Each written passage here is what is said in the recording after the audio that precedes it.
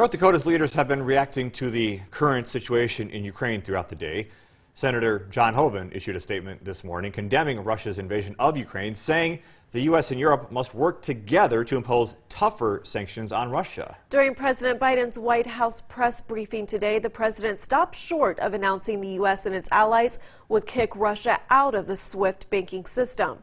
The Society for Worldwide Interbank Financial Telecommunication, or SWIFT, is a cooperative of major central banks, including the U.S. Federal Reserve System, the Bank of England, and the European Central Bank.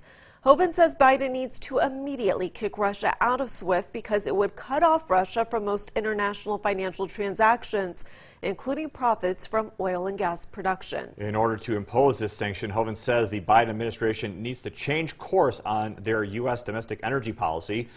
Not only is current domestic energy policy hurting Americans at the gas pump, but it would isolate Russia by allowing the U.S. to supply Europe with energy. We can't be trying to stop Russia at the same time that our allies in Europe are buying energy from Putin. We need to work with Europe, get our American energy over there and get energy from other parts of the world to Europe, impose the sanction by excluding Russia from SWIFT, cut off his source of revenue, and make it painful for him right away.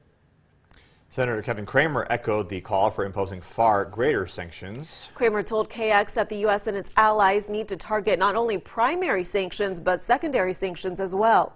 The senator says if the secondary part of the value chain is not targeted, Russian banks and energy companies will find ways to get around the sanctions and continue to sell their products.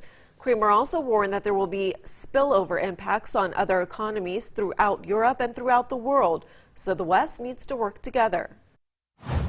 If you just do primary sanctions, Putin is smart enough to go around them, to find other surrogates and ways to sell his energy or to sell his products and to get cash.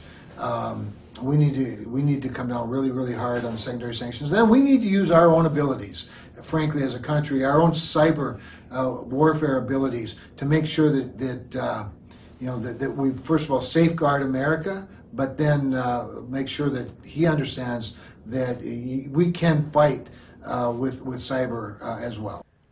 To see other North Dakota political leaders' statements on Russia's invasion of Ukraine, look for this article on KXNet.com.